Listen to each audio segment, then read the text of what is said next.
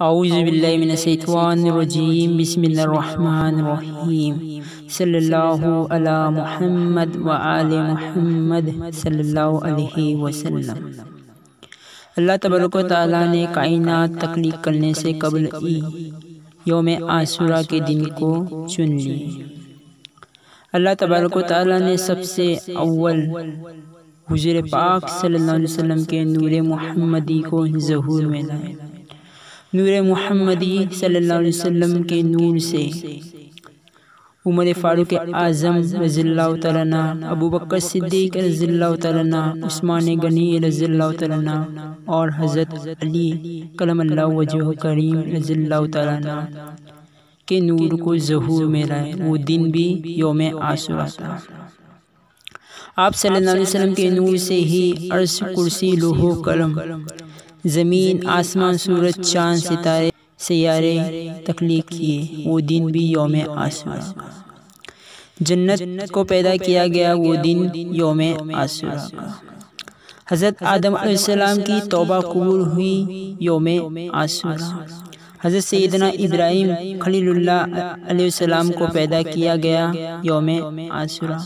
حضرت ابراہیم علیہ السلام کو آگ سے نجات ملی، یوم عاشوراء۔ حضرت سیدنا موسیٰ علیہ السلام آپ کی امت کو نجات ملی اور فرعون اپنی قوم کے ساتھ غرق ہوا، وہ دن یوم عاشوراء۔ حضرت عیسیٰ روح اللہ علیہ السلام پیدا کیے گئے، یوم عاشوراء، اور یوم عاشوراء کے دن ہی آسمان پر انہیں اٹھا لیا گیا۔ حضرت سیدنا نوح علیہ السلام کی کشتی کو کوہ جودی پر ٹھہراؤ ہوا، وہ دن بھی یوم عاشوراء۔ حضرت سیدنا سلیمان علیہ السلام کو ملک عظیم عطا کیا گیا، وہ دن یوم عاشوراء۔ اسی دن حضرت سیدنا یونس علیہ السلام مچھلی کے پیٹ سے نکل باہر آئے، وہ دن یوم عاشوراء۔ حضرت سیدنا یعقوب علیہ السلام کو بینائی واپس لوٹ آئی، وہ دن یوم عاشوراء۔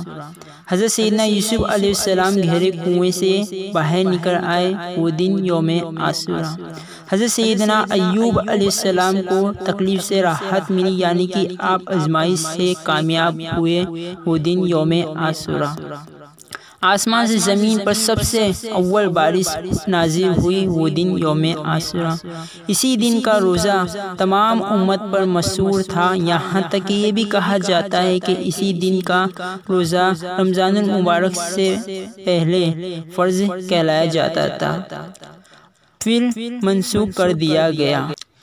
اسی دن حضرت سیدنا امام علی مقام امام حسین رضی اللہ تعالیٰ عنہ کی شہادت ہوئی، اور اسی دن قیامت نازل ہوگی، اسی دن جزا اور سزا ہوگا، اسی دن حسینی جنت میں داخل ہوں گے اور یزیدی جہنم رسید ہوں گے۔